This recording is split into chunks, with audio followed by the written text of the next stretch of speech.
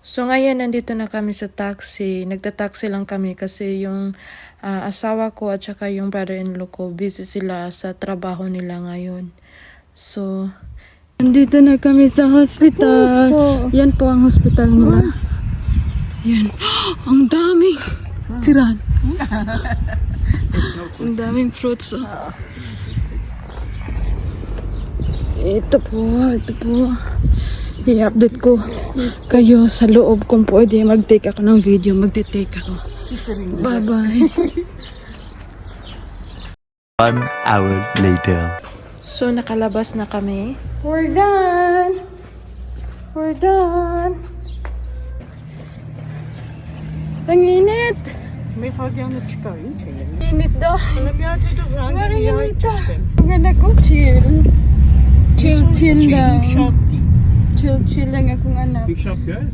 Ha. Pero ako, parte ng singuta. Akong anak, wag yan.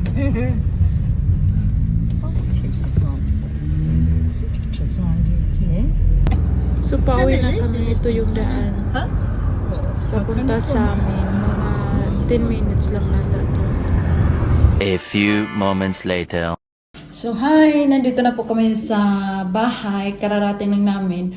Hindi na ako nakapag-video sa loob ng hospital kasi parang bawal ata. At saka nagmamadali kami kasi kasama namin yung bata.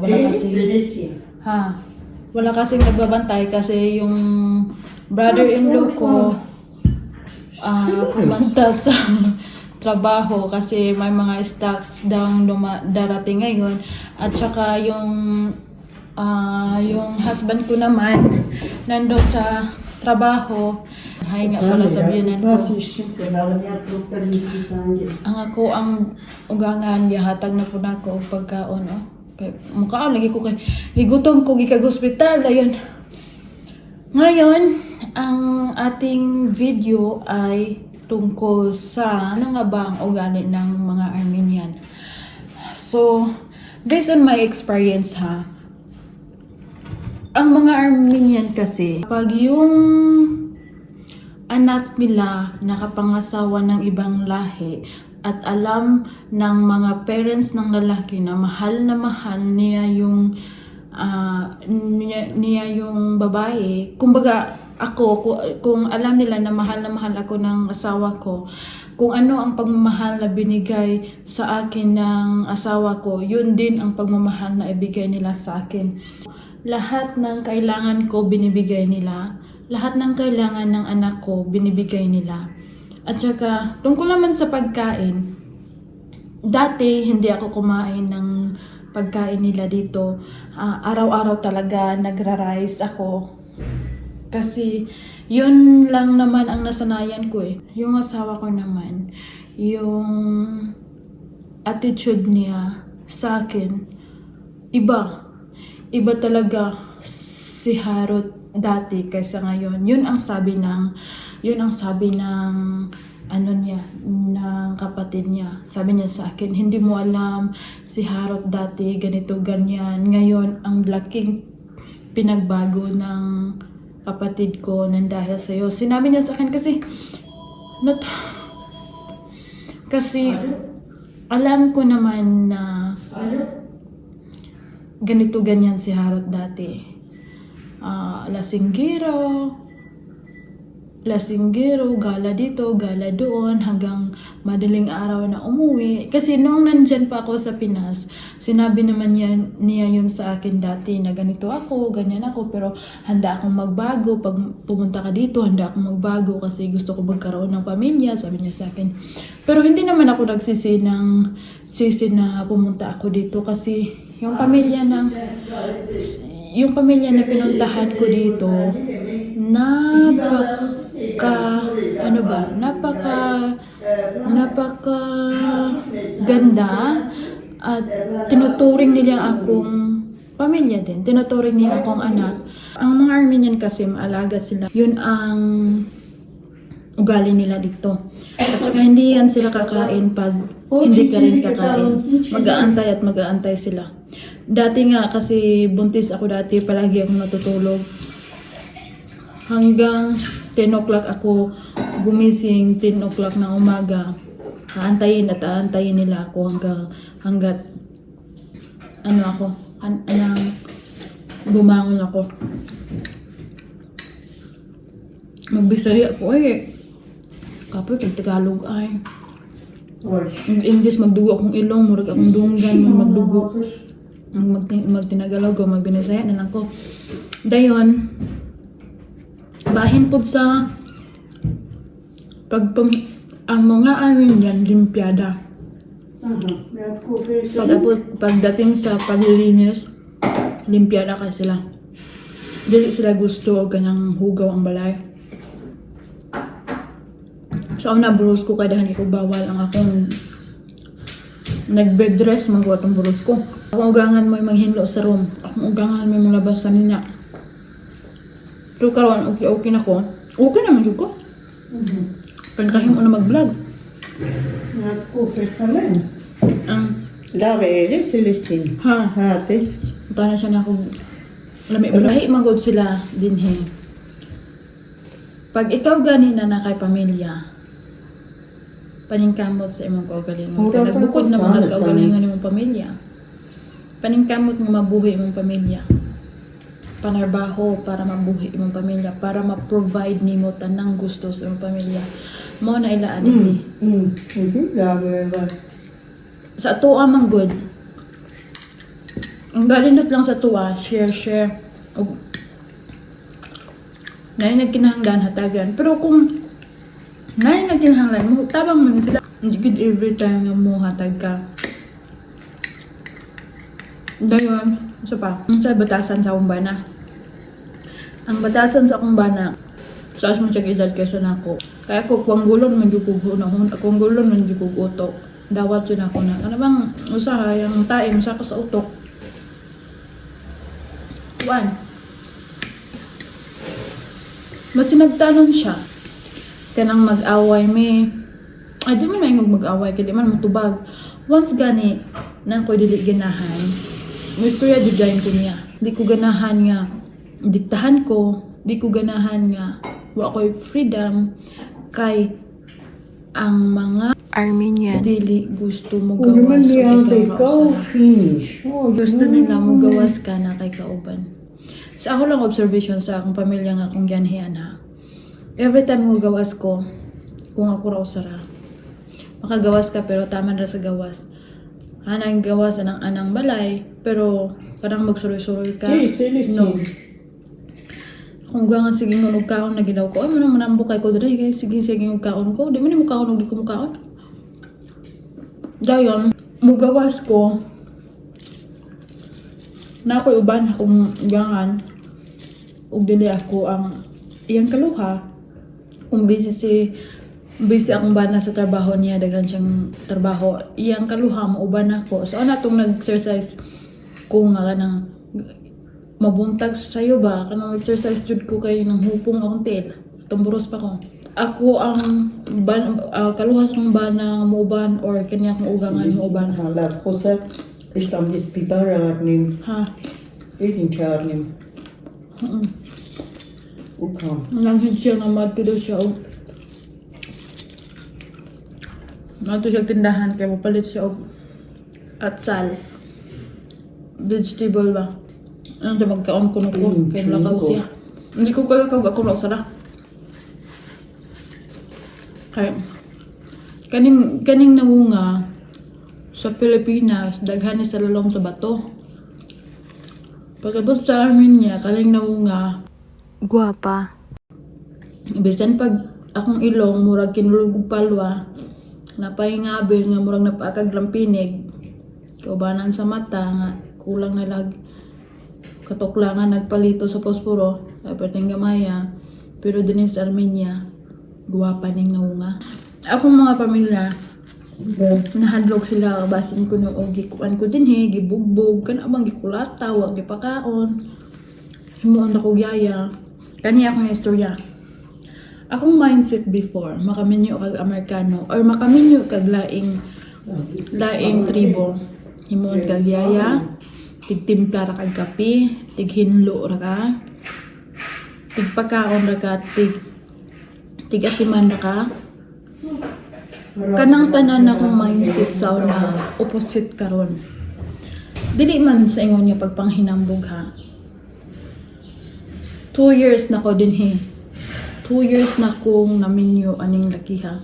Pero never kung gitreat nila nga laing tawo. Never. Lahi ang Armenian. Once gani ang Armenian, magustuhan ka sa ginikanan sa laki, mura kanila og ka ng bisita ra ba? Siya mo imang laba, siya mo imang hinlo. Sa una, nga nagburos ko ni Karen, sus, ultimong pagsuot sa akong medyas, tabangan ko sa akong ugangan, kaya ko kagugtihan man sa una. Makita ka din hig Armenian nga mubuog ilong pareha na ako, nga murag paluang gikulob, nagpa-opera na, operada na. Makita ka diri sa Armenia, dako nga bel, operada na. Kasagaraan din he, magpa-opera sa ilong og sa ngabel. Kay gusto sila din he, og dagkog ngabel og gamay nga ilong. Manay gusto sa mga Armenian. Gusto sa mga Armenian, Pilipina nga ulayng dalaga.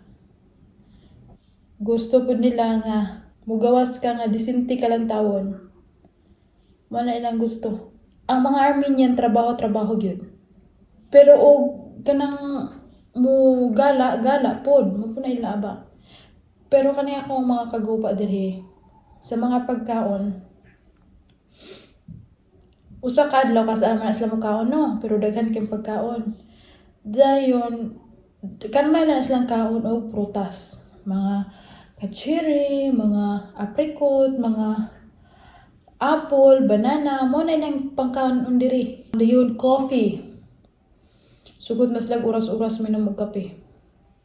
Kaning inaning basuha. Kaning basuha. Mo na ilang imnon.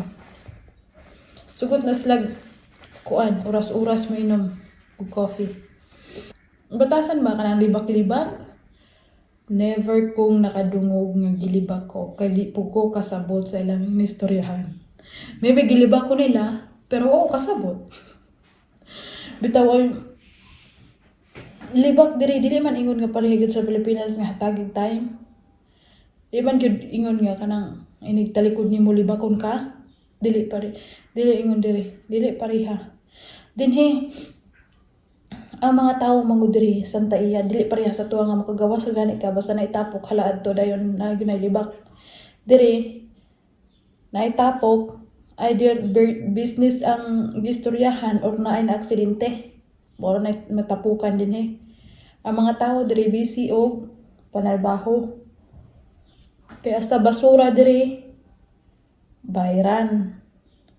Hasta tanan diri bayran. Maunang mahal kay po diri ang mga baligya. Nya bahin sa kwarta sa kumbana makagunit ba ko?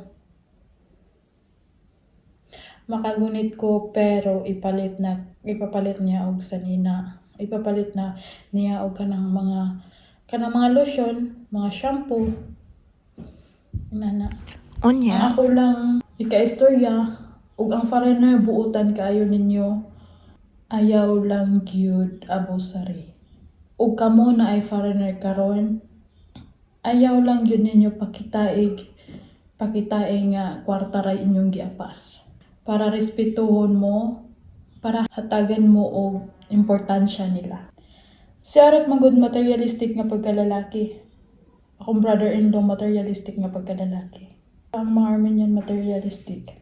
Gusto nila ang ilang maasawa dili ba ingnon og lago, dili ba ingnon og kanang ubos ra kaayo. Mao ilang lantaw, mao ila batasan diri. Tambong kag party. One time, tambong may party. Nagkarsunis ko. Nag-rubber shoes ko. Nya, nag-t-shirt ako. Nya, na ako'y mga bitay-bitay diri. Na ako'y necklace. Ginan ko sa akong brother-in-law. Celestine, you don't want dress? Na-shock ko. Akong bana okay ra. Nya, akong brother-in-law di siya gusto ngayon na akong suoton. Ingon ko sa akong bana og my love, bati lang tawon. Ingon ko sa akong bana, bati lang tawon. Yun siya, okay naman. Mungig so, hindi ganahan o ka na suoton. Yun siya, maato magutag party.